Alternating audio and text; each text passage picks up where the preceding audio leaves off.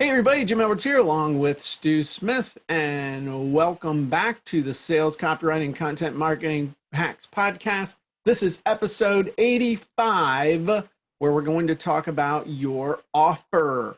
And interestingly enough, when it comes to your offer, there are a couple of different ideas that people have of what is an offer. Some people say, okay, what is the offer? Meaning is that what's the offer stack?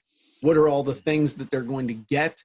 Other people, when you say an offer, they're thinking in terms of what is the thing? What is the payoff that I'm going to get? What is the big idea really is the offer? Some people think of your offer as your USP. It's not, but some people think of it as that unique selling proposition. But before we get started, what's up, Stu? How are you? I'm Haven't good. talked to you in a week. I'm good. Excellent. Been enjoying the humidity? Yes. Sweating profusely. That's right. And with absolutely no evaporation whatsoever. So No. now I have all the water that was in me is now on me, making me feel like I'm wearing a wet suit, literally. So let's talk about offer and what kind of an offer should you make. And so we're actually going to address those two things. We'll talk about first your offer as in the big idea that you are selling. And then we'll talk about your offer as in the individual parts and what you should do or what you should try to include depending on what you're selling or how you're selling it. So the first thing when you talk about your offer, as far as the big idea, is that the big idea really needs to encapsulate a couple of things. It's the what am I going to get, and why is this a cool solution compared to other stuff that I might buy with my money or other methods that I might use to get that result. And so using the example of Stu and Stu's business or what Stu sells, you know, Stu's first book was the complete Navy SEAL guide to, or what's the title of it? Yep. Complete Guide, Navy SEAL Fitness. To Navy SEAL Fitness. Yep. And it was written by a Navy SEAL. So therefore, if you want to become a Navy SEAL, you probably ought to read the book on how to get in shape to be a Navy SEAL. And the only person that's qualified to write that book is someone who was or is a Navy SEAL. So you see how it all comes together with the stuff we've talked about before when we talked about your knowledge or experience in the marketplace. It really would not make sense to buy a book about how to get in shape to try and go through BUD/S from somebody who does jazzercise videos. It's just not gonna, I mean, they might sell a couple, but it's just not going to jive. But the big idea here is, the big result is, I want to get this result. Here's somebody who, based on their knowledge and experience, is someone who's going to be able to help me with it. And what makes it unique too is that it's somebody who has been there and done that, what you want to do. So it's got several layers to it. But then when you look at, like, when Stu does other offers for like the FBI Academy thing or the Army Ranger thing, you might think to yourself, well, then your analysis falls flat because he wasn't in the FBI or he wasn't an Army Ranger. Did you go to Ranger school? Nope, didn't have to. Yep. But like the airborne one you went to airborne school. Yeah. Did you do a bunch of jumps while you were in the Navy SEALs or? Yeah, it was like 50 or 60, like 55, I think. Yeah. Oh, wow. That's a lot. Yeah. Okay, cool. So obviously you're qualified to teach people how to do the airborne school workout thing.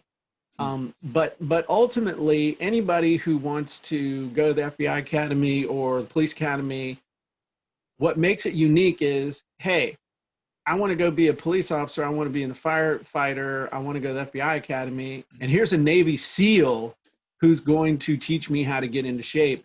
Obviously, a Navy SEAL is going to know how to get into shape for these other things, which aren't going to be as hard as being a Navy SEAL, at least in people's minds. Plus, I train those guys.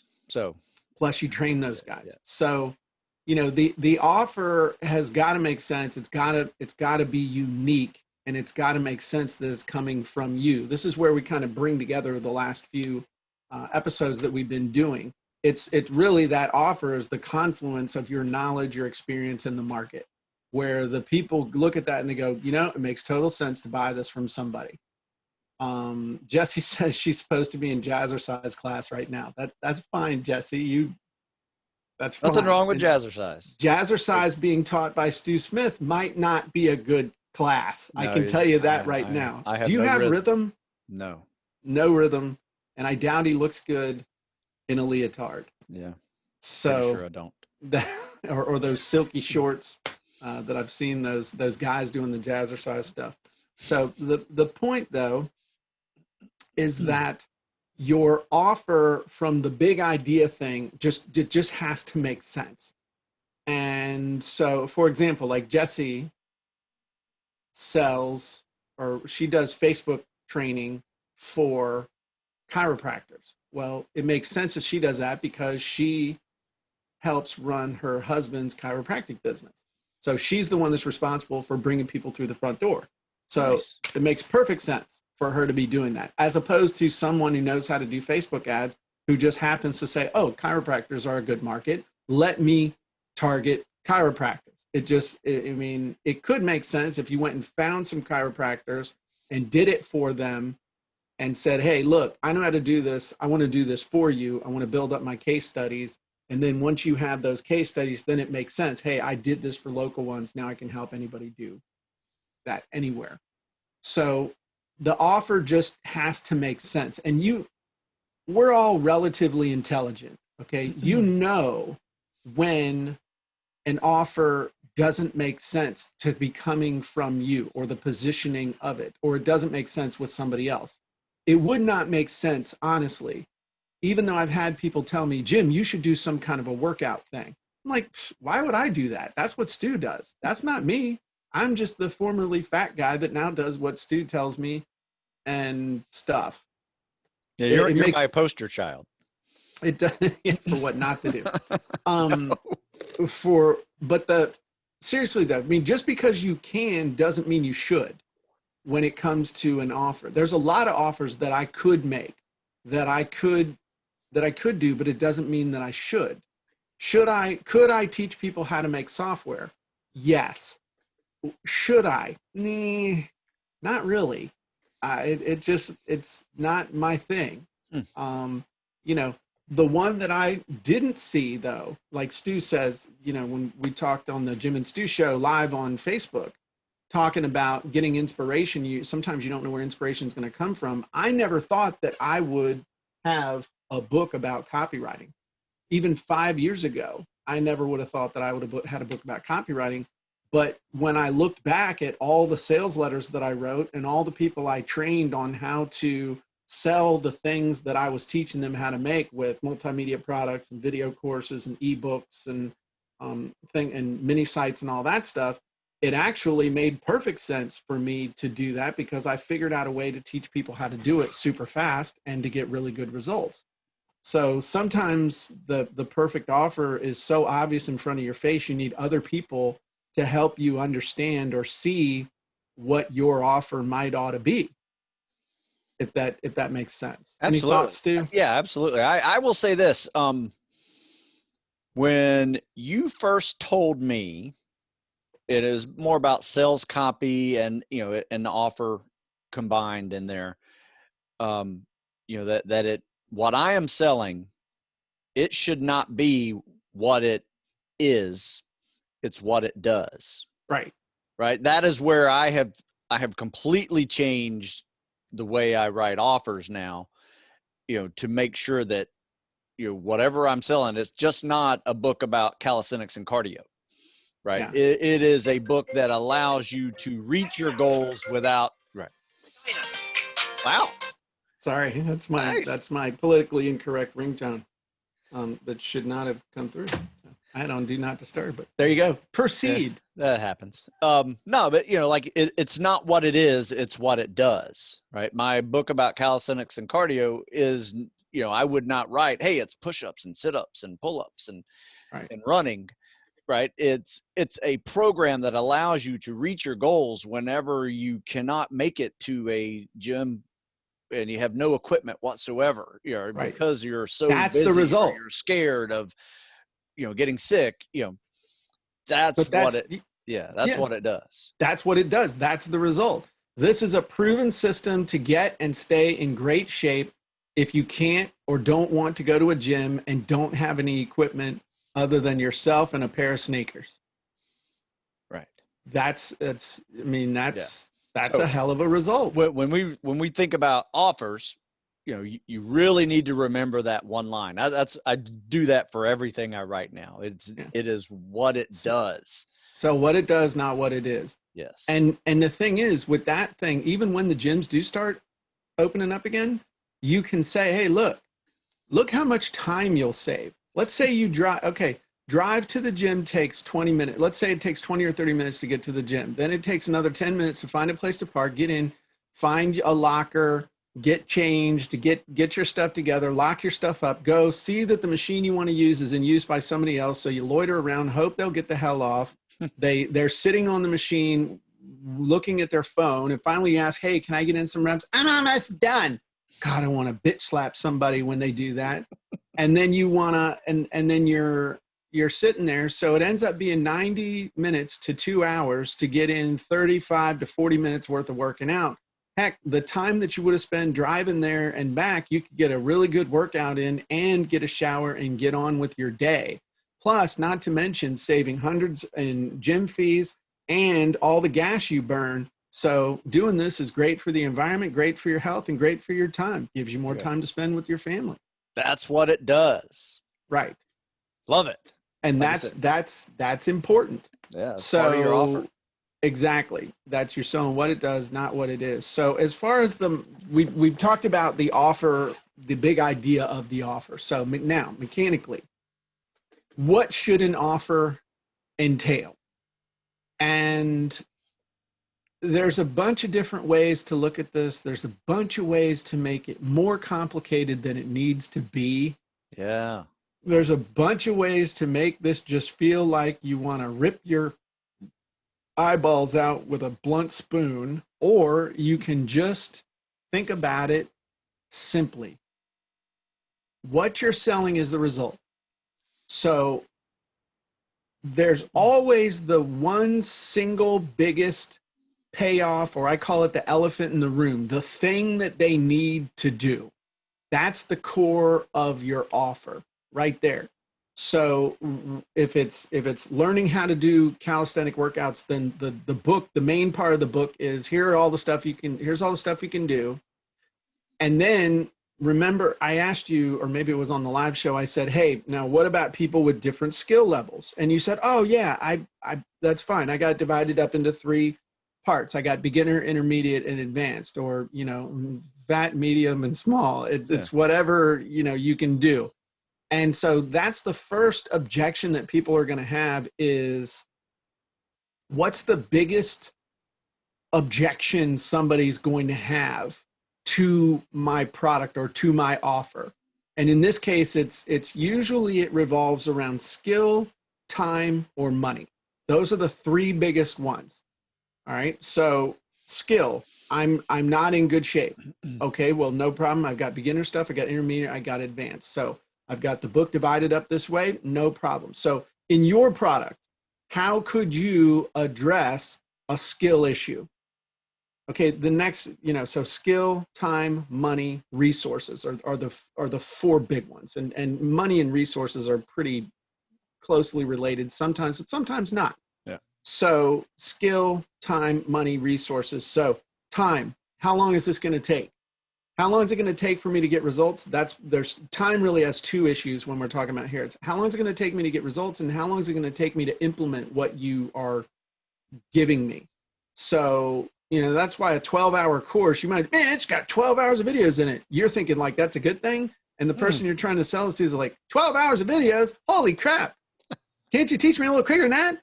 That's So yeah, a long course. So it's like those are the 2 issues you got to address. I can show you how to get results in an afternoon. Well, does that mean it's an afternoon to go through the course, or it's an afternoon to implement what you're telling me to do?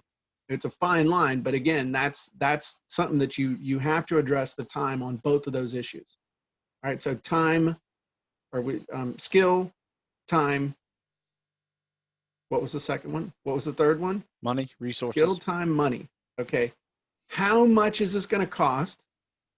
And what you need to do is make sure that you're showing them how, as part of your offer. It's like one of the things that I learned and that really pushed my sales over the top with my early for sale by owner book, and also with my mortgage product, 10 Little Secrets of Mortgage Financing, was I learned a lesson from a guy named Marlon Sanders, who said, take your competitor's USP and include it as a free bonus with your offer. So what he meant was, whatever they're selling, see if you can give somebody that'll give them the same, take something, find something, create something that will get people that same result, so they don't have to go buy from your competitor. So one of the things that was holding me up was people were spending money on mortgage amortization software. And so what I did was say, hey, look, when you buy my 10 Little Secrets of Mortgage Financing, I will give you a mortgage amortization prepayment calculator that I'll just give it to you. So that'll save you $40. So the money you save just pays for the course you're going to buy from me. Nice. And sales immediately went up. And I found a piece of shareware. It was a shareware mortgage amortization thing. I just found it could give it away. It was just as good as the stuff people were charging for. So again, when it comes to money, you got to show people how this is going to save them money, or you need, as part of your offer, what can you include to save them money? So another example, I created a course on how to create multimedia info products. And one of the things that I was showing people how to do at the time was to record MP3s. And so we also wanted to have people add music and mix tracks and do all these things. It was pretty sophisticated. Even now, doing multi-track mixing for MP3s and stuff. I mean, you can do it with Camtasia, but Camtasia costs $300. And there were other products that weren't that good. Long story short, I was selling a course for $500. I went and found a piece of software that was really cool. And instead of saying, hey, I'll demo this and you can go buy it, I contacted the developer of the software and I said, how much, just out of curiosity, how much would you charge me for 100 licenses for your software? And I think it was $79. And he said $10 a piece. I said, okay, let's see. I can spend $10 and then I can make $500. Let me do that. So that was part of my thing, was I started removing all these expenses that people thought they'd have to absorb as a result of getting my course. You don't have to go buy this because I went and licensed you a copy of it. You don't have to do this because I'm going to show you how to do this. All these things that all of a sudden I removed all these money expenses that people were worried about, either by minimizing them or eliminating them. When you get my course, you won't have to do this, this, this, and this. So, and the funny thing with that was I only sent people the code when they asked for it, and half the people never asked for the code. So it ended up only costing me $5 a person on average instead of 10. It was nothing. Wow. So time or skill, time, money, resources. So the other thing that people are worried about is there's going to be some sort of a resource, some sort of a thing they think they need to have. So let's use the example of somebody somebody selling a product on how to write an ebook or something. And people say, okay, I don't have money to spend on Facebook ads, or I don't know how to run Facebook ads, or I don't know how to do something. I don't have friends with big lists. I don't have a bunch of affiliates. Whatever that objection is around some sort of resources, or I don't have a big advertising budget, or I don't have a big network, or I don't have a $10,000 home studio like you do. So obviously I can't do this. So you eliminate that by adding stuff to your offer, like, okay, I'm going to show you how to go find people to sell your book for you. I'm going to show you how to use social media to sell your books without spending a dime on Facebook ads. I'm going to show you how you can use your smartphone to create a $10,000 studio right inside your house to be able to even create courses using your smartphone and nothing else. Nice. There's all kinds of when you look at the offer as not just this is what I'm going to sell you, but this is what you need and this is what you're concerned about, then all of a sudden I'm going to put the right things in there that are eliminating objections and getting you more and more excited about all the things you're going to get. Now, you might say, well, Jim, I just want to sell a $29 ebook. I'm not going to add all these things. Well, then you're stupid, because you want to sell people and you want to get people to actually get excited about buying from you. I'll give you an example of 7-day ebook, my 7-day ebook. You get the book, but you also get these bonuses. All right. Free report, how to take every major credit card on the planet, because people are like, how am I going to process payments? You also get my killer ebook title wizard, because one of the things, how do I come up with a cool title for a book? Got you covered. I got my ebook description wizard. Why? Because this will help you come up with an amazing description for your book. Also, I have a report, 10 ways to have your ebook done by next Friday. It's not even a report. It's actually an incredible 2-part webinar series that will sell for at least $97, but you can get it. So if you're worried about, hey, I don't want to write my book over the next 7 days, great. I'll tell you 10 different ways that you can create one. So I've added all that stuff to something that I'm selling for $29. But if you look at it, I'm eliminating the objections of, I don't know how to take money. I don't know how to sell it. I don't know what would be a good title. I don't know how to write the copy to sell it. And I'm not even sure I can create the damn thing. So that's where I think people really mess up with their offers, is that they're selling what they want to sell. They're not selling what people want to buy. And what people want to buy is the result, but they may know the result that they want, but then they have all these objections as soon as they say, hey, I want to do this, but then they're like, but I don't have this, but I don't know this, but I don't have access to these things, but I don't know how to do something. There's all these things. And so in the course of your offer, you can eliminate those objections and create an offer that people be like, well, I'd be stupid not to get this. That's ultimately where you are. Yeah. And ultimately, I guess what you want to have happen is somebody buy your product and say, I saved so much money by buying this product. Right. Right. I hear it all the time when my wife goes shopping. Yeah. Yeah. Oh, yeah. Yeah. That your wife does that too? Because my wife does it all the time. You would not believe how much I saved. I got all these coupons, and she does that at Bed Bath & Beyond especially. They let you use multiple coupons. You betcha, honey. So. But yeah, that's the ultimate goal. You know, you're giving a lot of value with someone purchasing and taking away any doubts of purchase. Yeah. Yeah. That they have a shopper's high at the end of your purchase. That is good sales copy. Yeah. So that's, that's a good, that's the difference between a bad offer, a good offer, and an amazing, holy crap offer, is that your offer not only sells the result, but it also eliminates objections. And usually those objections, I mean, yes, I'm oversimplifying. I'm not oversimplifying. I'm simplifying a whole lot of BS that you have to wade through with a lot of people to reach the ultimate same conclusion.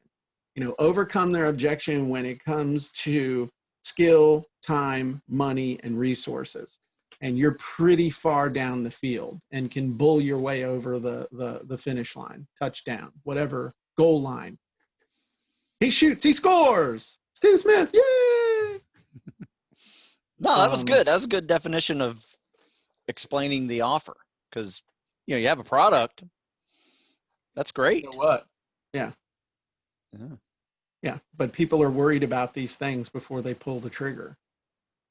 So, I mean, there's other stuff you can look at, but really, man, I mean, just looking at hundreds and hundreds and hundreds of offers and having made countless offers myself, it's the big idea. And then it's eliminating their biggest objection when it comes to skill, time, money, and resources. When you do that, it's like, and then throw in the other thing that you need to have for an offer that really is amazing. And I'll throw this out there. You know, I give credit where credit is due. My buddy Armin Morin called it the holy crap factor. Your offer has to have something that makes people look at it and go, holy crap, whether it's a feature, whether it's a component, whether it's something that it does, you know, in software, like the holy crap factor with a lot of my scripts is, hey, you fill this out, not only it'll do the script, but you click 2 buttons and it gives you a completely done PowerPoint. Holy crap. That's amazing. Or it pops out in a fully done, it pops out an article already formatted and done in Word. What? You're kidding me. No, it does, for real. Or, you know, you click the little blue text and it'll start rewriting itself in front of your eyes. Holy crap. That's the probably the 5th thing. That's the magic, the secret sauce, the thing that makes people go, oh, damn, it does all that and it does that. I got to have that. Holy crap. I got to have that. So that's the last little, that's the cherry on top. That's the thing that makes people talk about your offer. They're telling their friends and selling their friends on it too. Makes a difference. So that's what I got. Anything else? Do you think we covered that okay? I think you covered it excellently. Okay. Excellent. All righty. Well, appreciate everybody being with us. If you are not a member of the Sales Copywriting Content Marketing Hacks group on Facebook, you should be, because they were all here live today. Were with us making comments and being a part of the group, asking us questions and all kinds of good stuff. So make sure you do that. If you want to get a copy of Stu's book, Calisthenics and Cardio Workouts, head on over to Stu Smith Fitness, StuSmithFitness.com. Also, if you would like to get a copy of Copywriting Secrets, we still have some copies available. You head on over to copywritingsecrets.com. You can get a free copy of the book, a free physical copy of the book.